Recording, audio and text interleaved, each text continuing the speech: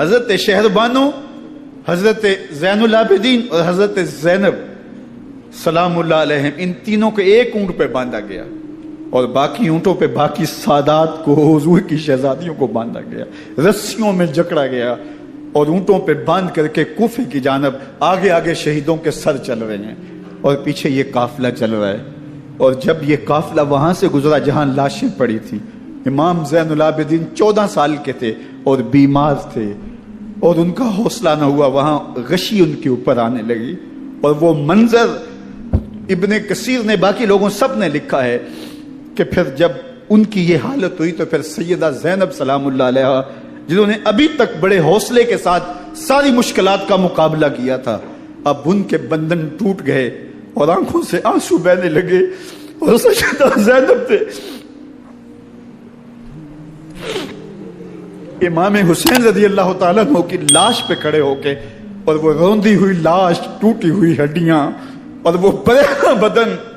کٹا ہوا سر نیزے کی نوک پہ اور لاش یہ پڑی ہے، تو حضرت سیدہ زینب نے مدینے کی طرف منہ کر کے جو ہے وہ حضور سے فریاد کی، یا محمد آہو، یا محمد آہو، ھذا حسین بالآراء مزمل بالدماء، یا محمد آہو بناتوں کا سبایا۔ رسول اللہ، اے پیارے آقا، یا جد آہو، اے ہمارے نانا محترم، یہ دیکھیے آپ کا حسین پڑا ہوا ہے،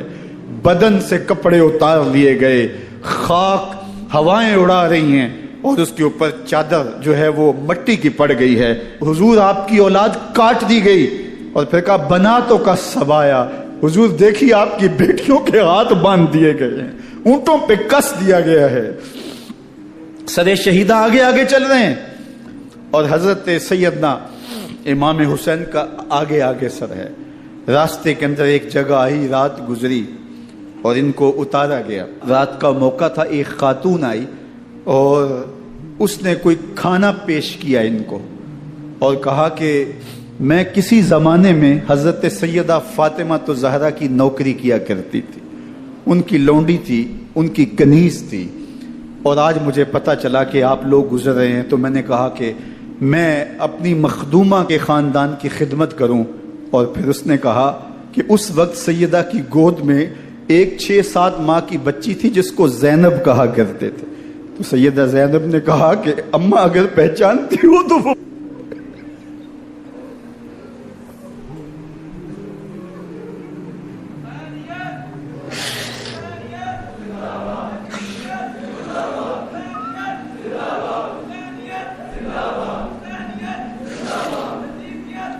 یہ تاراج اور لٹا ہوا کارواں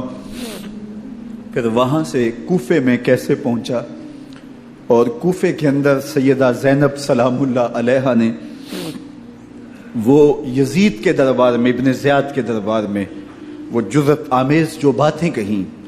اللہ اکبر، زینب کی زبان میں علی کی خطابت بول رہی تھی، اور پھر دشمن اور دوست سارے رونے لگے، اور وہ کیا دل گداز منظر تھے،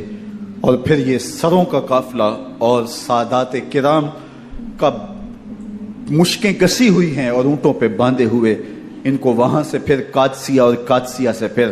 دمشق یزید کے دربار میں پہنچایا گیا، اور وہاں سے یہ لٹے ہوئے خانمہ برباد تاراج لوگ مدینہ المنورہ میں کیسے پہنچے، اور اہل مدینہ نے کیسے استقبال کیا، اور وہ منظر کتنا دلگداز تھا جب اہل مدینہ زینب سے پوچھتے تھے زینب حسین کہاں ہے،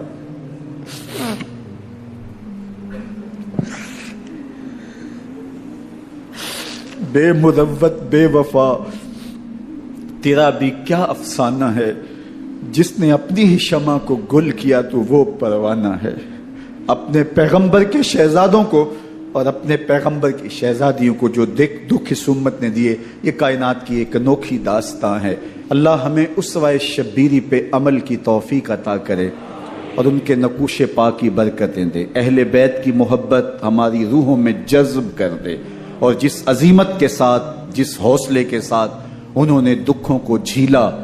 جو دہکتی آگ کے شعلوں پہ سویا وہ حسین، جو جواں بیٹے کی میت پر نہ رویا وہ حسین، جس نے سب کچھ کھو کے کچھ نہ کھویا وہ حسین، مرتبہ اسلام کا جس نے دوبالا کر دیا، خون نے جس کے دو عالم میں اجالا کر دیا، جو کہ سوزے غم کو سانچے میں خوشی کے ڈھال کے مسکرایا موت کی آنکھوں میں آنکھیں ڈال کے۔ اے حسین ابن علی تم پر سلام،